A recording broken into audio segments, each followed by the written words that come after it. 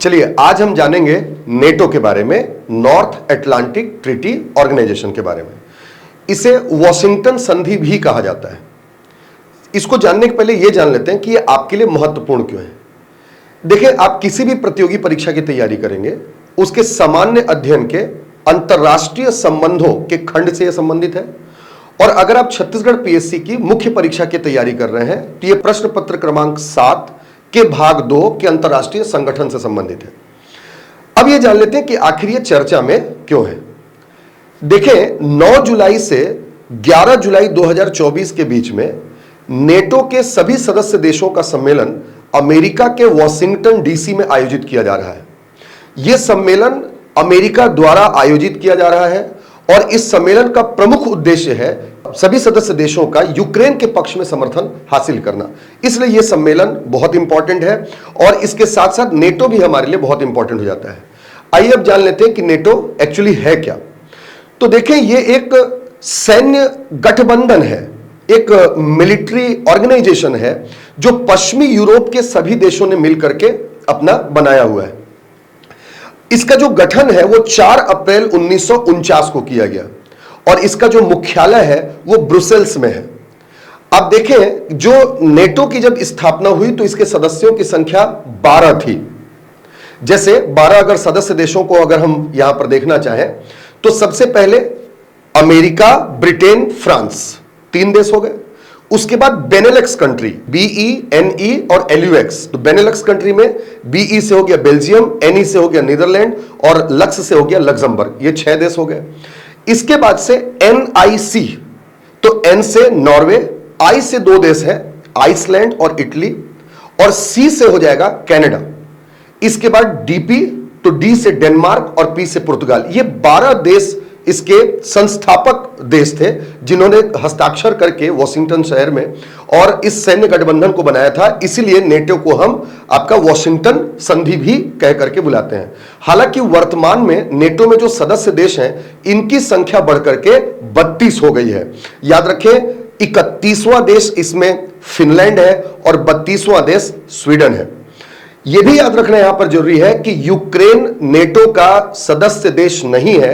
हालांकि Ukraine NATO का partner है, इसका भागीदार है। इसका मतलब यह होता है कि यूक्रेन नेटो की सेनाओं को अपने देश की जो धरती है उसके प्रयोग करने की अनुमति देता है, उसको सपोर्ट करता है। यह यूक्रेन है और यही कारण हुआ कि रशिया और यूक्रेन में जो युद्ध का कारण भी है वो यही बहुत बड़ा कारण हुआ।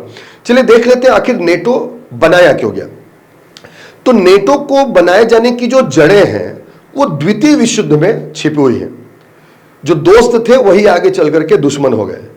आप देखें कि जब सेकेंड वर्ल्ड वॉर हुआ जो कि सितंबर 1939 से सितंबर 1945 के बीच में चला, इस दौरान अमेरिका, ब्रिटेन, फ्रांस और USSR, सोवियत संघ रूस, ये 4 देश एक ओर थे और दूसरी ओर थे आपका जापान, जर्मनी, ऑस्ट्रिया, ये सारे देश।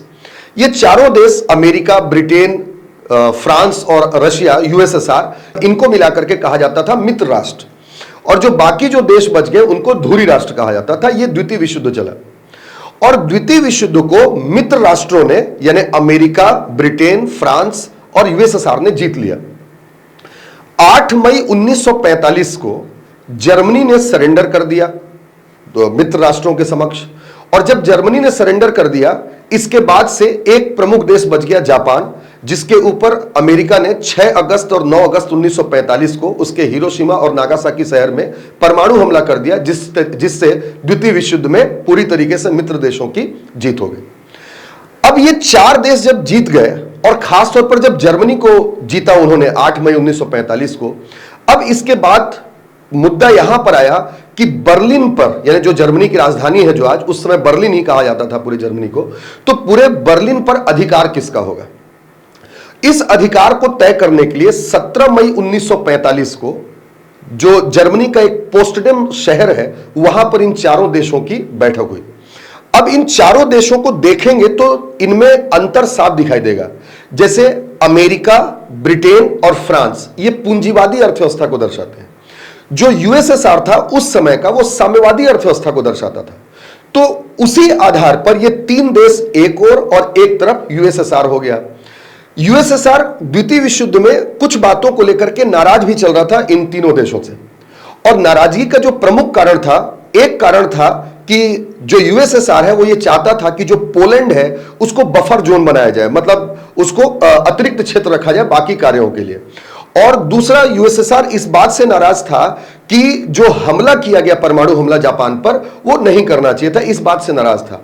और इस तरीके से इन दोनों ही चीजों को लेकर के एक और यूएसएसआर और एक और ये तीनों देश दिखाई देते हैं। और इसी प्रकार का उन्होंने जर्मनी पर, बर्लिन पर अपना अधिकार भी दर्शाया। पूर्वी जर्मनी, पूर्वी बर्लिन पर अधिकार दे दिया आपका यूएसएसआर को, और एक तरफ जो पश्चिमी बर्लिन था वहां पर अमेरिका, ब्रिटेन और फ्रांस तीनों का अधिकार रहा। सबसे महत्वपूर्ण बात यहां पर यह है कि द्वितीय विश्व युद्ध में सबसे ज्यादा जो क्षति पहुंची थी वो पश्चिमी बर्लिन को ही पहुंची थी। इसीलिए अब जो अमेरिका, ब्रिटेन और फ्रांस थे, इन तीनों देशों ने मिलकर के तय किया कि जो पश्चिमी बर्लिन है वहां की आर्थिक सहायता करेंगे। एक कदम आगे बढ़कर के 12 मार्च 1947 को अमेरिका के राष्ट्रपति थे हेनरी ट्रूमैन। हेनरी ट्रूमैन ने यह घोषणा किया कि वो पश्चिमी यूरोप के देशों को आर्थिक सहायता देंगे। इसको ट्रूमैन्स थ्योरी भी कहा जाता है। 1948 में एक कदम और आगे चल करके अमेरिका के विदेश मंत्री मार्शल ने, जॉर्ज मार्शल ने यह कहा कि वो आर्थिक सहायता यूएस डॉलर में देंगे। इसको मार्शल प्लान भी कहा जाता है, मार्शल योजना भी कहते हैं। इन दोनों ही योजनाओं से जो सबसे बड़ी समस्या खड़ी हुई वो थी यूएसएसआर के लिए। यह समस्या क्या थी? एक तो यूएसएसआर की जो मुद्रा थी उसको डॉलर से चुनौती मिल रही थी। दूसरा, जब पश्चिम बर्लिन के देशों को जब आर्थिक सहायता मिल रही थी तो जो पूर्वी बर्लिन के भी जो व्यापारी वगैरह थे वो सब भी कहां आने लगे? आपका पश्चिमी बर्लिन की ओर आने लगे। इस तरीके से पूर्वी बर्लिन के सामने आर्थिक संकट बहुत उत्पन्न हो गया, और इसी से नाराज होकर के, क्षुब्ध होकर के 24 जून 1948 को यूएसएसआर ने घोषणा किया कि कोई भी पूर्वी बर्लिन का व्यक्ति पश्चिमी बर्लिन नहीं जा सकता, और पश्चिमी बर्लिन के जो व्यक्ति हैं उनके भी आवागमन पर, चाहे वो थल क्षेत्र हो, जल क्षेत्र हो, वायु क्षेत्र हो, सब पर रोक लगा दिया। और इसी को हम कहते हैं बर्लिन की घेराबंदी। ये 24 जून 1948 को हुई। जब यूएसएसआर ने यह घेराबंदी की तो इससे रुष्ट होकर के फिर अमेरिका ने जो पश्चिमी यूरोप के जितने भी देश हैं उन सारे देशों को एकजुट किया कि हमें अगर यूएसएसआर का मुकाबला करना है तो हमें एकजुट होकर के, हमारी सेनाओं को एकजुट होकर के रहना होगा। और इस तरीके से अमेरिका के आह्वान करने पर ही फिर 4 अप्रैल 1949 को सारे सदस्य देश जो पश्चिमी यूरोप के थे वो सारे सदस्य देश तैयार हो गए, सहमत हुए इस बात पर कि वो अपना एक सैन्य संगठन बनाएंगे, और इस तरीके से 4 अप्रैल 1949 को नेटो का स्थापना हो गया। और नेटो वर्ष 2024 में अपनी 75वीं वर्षगांठ मना रहा है। तो यह था नेटो की पृष्ठभूमि। नेटो की अगर भूमिका देखेंगे तो सदस्य देशों के लिए उसकी 3 भूमिका है। इसको इस तरीके से हम याद रख सकते हैं, DCP, D for defender, C for coordinator and P for protector. Defender मतलब जो नेटो है यह कहता है कि इसके जितने भी सदस्य राष्ट्र हैं वो अपने सदस्य राष्ट्रों के लोकतांत्रिक मूल्यों, सांस्कृतिक विरासतों, ऐतिहासिक विरासतों की रक्षा करेगा। दूसरा कोऑर्डिनेटर। कोऑर्डिनेटर मतलब जितने भी सदस्य देश हैं उनके साथ आपस में बातचीत करके उनकी जो भी समस्याएं हैं उनके बीच में कोऑर्डिनेशन बैठा करके उनको दूर करने का प्रयास करेगा। और लास्ट है प्रोटेक्टर। नेटो यह कहता है कि नेटो के किसी भी सदस्य राष्ट्र पर हमला नेटो पर हमला माना जाएगा। इसीलिए आप देखते हैं कि कहीं पर भी किसी भी सदस्य देश पर अगर हमला होता है तो नेटो के सारे देश जो है वो इकट्ठा हो जाते हैं। तो यह है नेटो की भूमिका। और आप देखें कि 9 से 11 जुलाई 2024 को जब नेटो की बैठक हो रही है अमेरिका के वॉशिंगटन डीसी में, यह वही समय है जब हमारे भारत के प्रधानमंत्री श्री नरेंद्र मोदी जी रशिया के दौरे पर हैं, और रशिया के साथ उनकी द्विपक्षीय वार्ता जो है आज ही प्रस्तावित है, द्विपक्षीय वार्ता।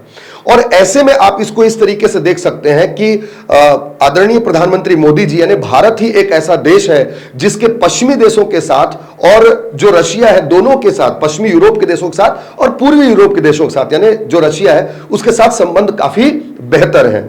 इस तरीके से ये नेटो के बारे में कुछ जानकारी थी जिसको आपके लिए जानना बहुत जरूरी था। उम्मीद करता हूं आपको समझ में आया होगा। जरूर इसको नोट करें पेन पेपर को लेकर के, और ऐसे ही किसी अन्य चर्चित मुद्दे पर हम फिर से एक बार मुलाकात करेंगे। तब तक के लिए धन्यवाद।